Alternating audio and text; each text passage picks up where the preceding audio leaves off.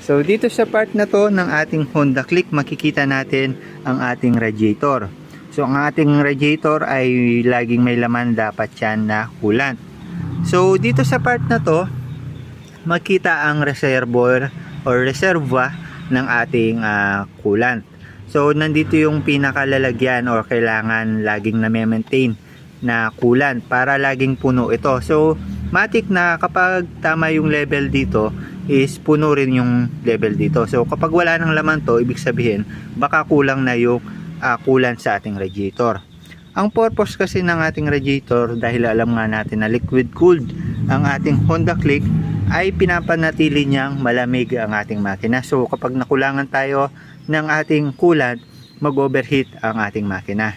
So ayan, para masipat natin, kapag kulang na dito or puti na dito, kulang na po ang ating coolant. So need natin dagdagan.